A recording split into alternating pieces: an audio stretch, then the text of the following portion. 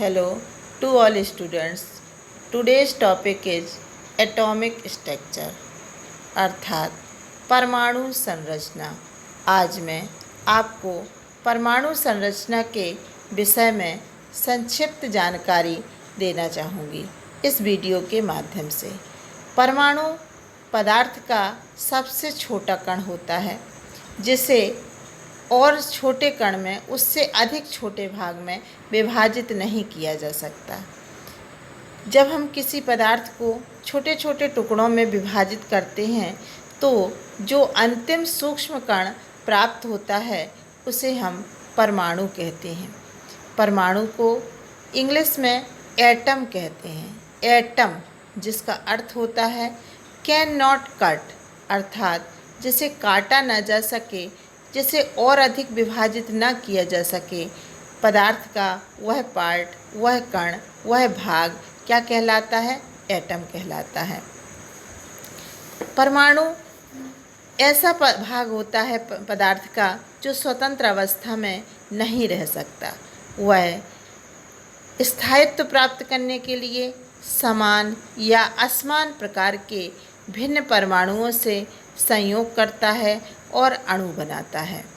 तो परमाणु मिलकर के अणु बनाएगा और अणु क्या होता है? स्थायी होता है।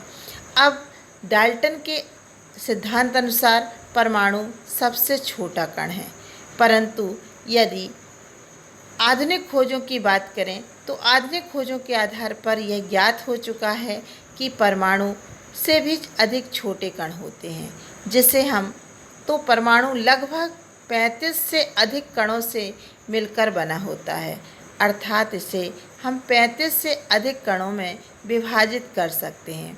परंतु परमाणु मुख्य रूप से 3 कणों से मिलकर बना होता है, जिन्हें हम इलेक्ट्रॉन, प्रोटॉन और न्यूट्रॉन कहते हैं। परमाणु में यह इलेक्ट्रॉन, प्रोटॉन और न्यूट्रॉन किस भाग में उपस्थित होते हैं, इनकी पर क्या आवेश होता है, इनकी संख्या क्या होती है, इन्हें किस संकेत से प्रदर्शित करते हैं, इस सब के बारे में मैं आज आपको इस वीडियो के माध्यम से समझाना चाहूँगी।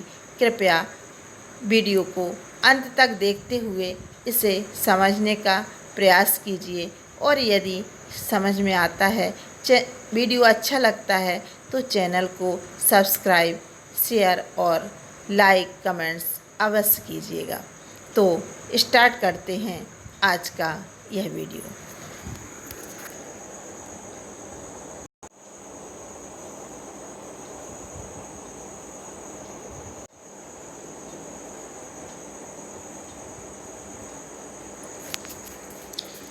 तो देखिए, किसी भी परमाणु के मध्य में एक नाभिक होता है जिसमें धनावेश होता है। यहाँ पर प्रोटॉन और न्यूट्रॉन पाए जाते हैं और इसके चारों तरफ वृत्ताकार मार्ग होते हैं जिन्हें हम कक्षा कहते हैं। इन कक्षाओं में इलेक्ट्रॉन होते हैं। इन कक्षाओं में क्या पाए जाते हैं? इलेक्ट्रॉन। और नाभिक में क्या पाए जाते हैं? प्रोटॉन और न्यूट्रॉन पाए जाते हैं। तो हम देखेंगे कि यह क्या है प्रोटॉन और न्यूट्रॉन। तो जो इलेक्ट्रॉन होते हैं इन्हें हम ई से प्रदर्शित करते हैं और प्रोटॉन को पी से प्रदर्शित करते हैं, न्यूट्रॉन को एन से, स्मॉल एन से प्रदर्शित करते हैं। इलेक्ट्रॉन ई है, इसको ई से भी करते हैं और इसे -1 E0 इससे भी प्रदर्शित करते हैं, या फिर इसको केवल बीटा कण भी लिख देते हैं। इसमें -1 E0 का अर्थ है कि इसमें जो -1 है यह इसका चार्ज होता है, आवेश होता है, और जो उसमें ऊपर पावर लगाते हैं यह इसका द्रव्यमान होता है। तो इलेक्ट्रॉन पर ऋणावेश होता है और द्रव्यमान इसका 0 होता है। यह भी एक प्रकार के बीटा कण भी होते हैं। और इलेक्ट्रॉन से मिलकर जो किरणें बनी होती हैं उन्हें हम कैथोड किरणें कहते हैं। उन्हें क्या कहते हैं? कैथोड किरणें। तो बीटा कणों से निर्मित किरणें क्या कहलाती हैं? कैथोड किरणें कहलाती हैं। और जो प्रोटॉन होता है इसे हम P या फिर 1H1, मतलब इसमें प्रोटॉन में का द्रव्यमान कितना होता है 1 और आवेश भी कितना होता है 1, लेकिन वो कैसा होता है पॉजिटिव होता है। तो 1H1 से भी प्रदर्शित कर देते हैं या फिर 1P1 से भी प्रदर्शित करते हैं। और जो न्यूट्रॉन होता है इसे N या 0N1 से प्रदर्शित करते हैं, मतलब इसमें जो आवेश होता है वह 0 और द्रव्यमान 1 होता है, यानी यह आवेशहीन कण होता है, इसलिए इसे हम न्यूट्रल पार्ट है, इसलिए हम इसे पार्टिकल है, इसलिए इसे हम न्यूट्रॉन कहते हैं। तो यहाँ इलेक्ट्रॉन का अर्थ होता है इलेक्ट्रिक प्लस ऑन, अर्थात विद्युत या इलेक्ट्रिक के लिए उत्तरदायी कण जो होते हैं उन्हें हम क्या कहेंगे इलेक्ट्रॉन। इलेक्ट्रिक के कण, इलेक्ट्रिक का प्रवाह इन्हीं कणों के द्वारा होता है, इसलिए इन्हें हम इलेक्ट्रॉन कहते हैं।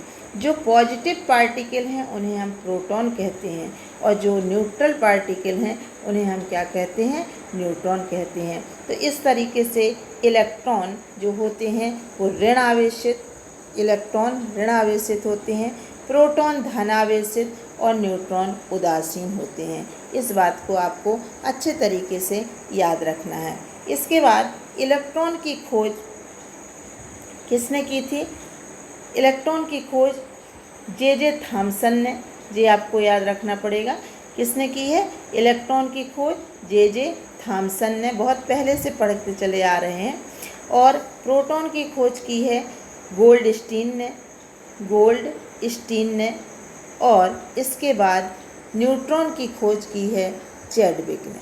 अब इतना तो आपने पढ़ा हुआ है, पर यहाँ पे थोड़ी सी ध्यान देने वाली बात है कि जो इलेक्ट्रॉन की खोज है वो जे थॉमसन ने की, परंतु इसका जो नामकरण है, खोज किसने की है? जे थॉमसन ने, परंतु इसकी जो नामकरण किया, इसको इलेक्ट्रॉन शब्द प्रदान किया है वो दिया है स्टोनी ने। उसका नामकरण किसने दिया है?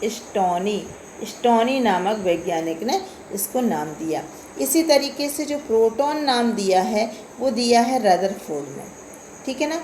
और चैडविक ने तो इसका न्यूट्रल उदासीन कण है, इसलिए इसे न्यूट्रॉन नाम दिया गया। तो आप इसके खोजकर्ता और नामकरण देने वाले वैज्ञानिक के नाम को भी याद रखेंगे। तो इस प्रकार से यह इलेक्ट्रॉन, प्रोटॉन और न्यूट्रॉन जिनसे परमाणु का निर्माण होता है, यह कण जो हैं परमाणु के नाभिक में परमाणु के मध्य में एक छोटा सा केंद्र होता है जिसकी त्रिज्या 10⁻⁻13 सेंटीमीटर होती है।